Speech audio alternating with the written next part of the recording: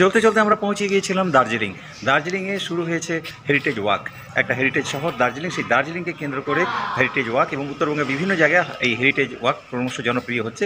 ভারতবর্ষে এই heritage walk খুবই একটা জনপ্রিয় পর্যটনের অঙ্গ, পর্যটনের ক্ষেত্রে খুব জনপ্রিয় একটা অঙ্গ। আমরা কলকাতা, দিল্লিতে হেরিটেজ ওয়াক দেখেছি, বম্বেতে দেখেছি, উত্তরবঙ্গে আমরা আগামী দিন দেখতে পাবো। দার্জিলিংয়ের পাশাপাশি কুচবিহার, কালিম্পং সহ আরও যে সমস্ত পুরনো জায়গা আছে, কার্শিয়াং আছে, সেই জায়গাগুলোতে আমরা আগামী দিনে হেরিটেজ ওয়াক দেখতে পাবো। তো এই ব্যাপারে আমরা কথা বলেছিলাম উত্তরবঙ্গের অন্যতম পর্যটন বিশেষজ্ঞ রাজ বসুর সঙ্গে। চলুন দেখা যাক, শোনা যাক। আমরা অনেক বছর ধরেই চেষ্টা করছিলাম কি দার্জিলিংটাকে একটা হেরিটেজ যে পৃথিবীটা আছে, হেরিটেজ ট্যুরিজমের যে ওয়ার্ল্ডটা আছে তাদের কাছে তুলে ধরার জন্য। এবং আমরা একসময় দার্জিলিংয়ে একটা হেরিটেজ ক্লাবও শুরু করেছিলাম, যে ক্লাবের মাধ্যমে প্রত্যেক উইকেন্ডে আমরা দার্জিলিংয়ের বিভিন্ন বাচ্চাদেরকে আমরা হেঁটে হেঁটে তার সেই হেরিটেজ জায়গাগুলো দাঁড়াতাম।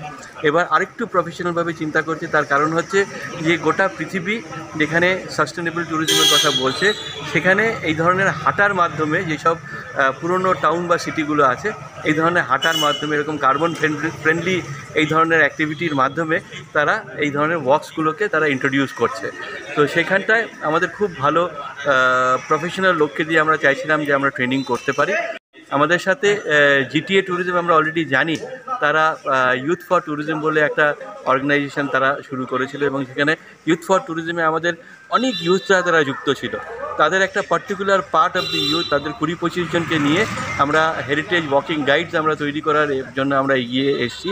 সবচেয়ে বড় ব্যাপার যে এটা অ্যাক্টের ইনিশিয়েটিভে এবং চেষ্টা, জিটিএ ট্যুরিজমের যেই একক একটা প্রচেষ্টায়, সেখানটায় আমরা সেই ইউথদেরকে আমরা বিগত প্রায় 1 মাস ধরে আমরা ট্রেনিং দিতে পেরেছি। আমরা 40টা ফ্রি ওয়াক দিতে শুরু করব, যেসব ট্যুরিস্ট বা ভিজিটার যারা দার্জিলিংয়ে আসছে তাদেরকে যাতে আমরা দার্জিলিং লাভার্স বা অ্যাম্বাসেডার্স ফর দার্জিলিং হেরিটেজ হিসেবে আমরা তাদেরকে ফেরত পাঠাতে পারি। সেই জন্য আমরা এই ইউথদেরকে দিয়ে এই 40টা ওয়াক আমরা ইন্ট্রোডিউস করছি। রেগুলার বেসিসে যাতে এই দার্জিলিং হেরিটেজ ওয়াকটা হতে পারে তার ব্যবস্থাপনা করা হয়েছে। এই মুহূর্তে আমাদের কাছে 5টা থিম ওয়াক আছে। সেই থিম ওয়াকের উপরে বেস করে এরপরে সেটাকে আরও বাড়ানোর প্রচেষ্টা আমরা করে যাচ্ছি। আমাদের 5টা থিমের উপরে বেস করে আমরা হেরিটেজ ওয়াকটা করাচ্ছি। একটা থিম হচ্ছে দার্জিলিংয়ের যেই টি গার্ডেনের সাথে যুক্ত যেসব লোকজনরা ছিল এখানে, যে তারপরে দার্জিলিংয়ের স্কলার যারা ছিল, দার্জিলিংয়ের ইনস্টিটিউশনসগুলো নিয়ে, দার্জিলিংয়ের হেরিটেজ বিল্ডিংগুলো নিয়ে, এইসব নিয়ে বিভিন্নভাবে 5টা ওয়াক কিন্তু আমাদের তৈরি করা হয়েছে, থিম বেসড ওয়াক। এবং সেই থিম বেসড ওয়ার্কগুলোর উপরে বেস করেই এই ট্রেনিং এবং প্র্যাকটিক্যাল ক্লাসেসগুলো করা হয়েছে, যার ইমপ্লিমেন্টেশন আগামীকাল থেকে আমরা 40টা ফ্রি ওয়ার্ক দিয়ে আমরা শুরু করছি আর কি। অর্থাৎ আপনারা শুনলেন উত্তরের প্রান্তিক জেলা শহর দার্জিলিংয়ের এই হেরিটেজ ওয়াক শুরু হতে চলেছে, যার অন্যতম বৈশিষ্ট্য হলো থিম বেসড ওয়াক।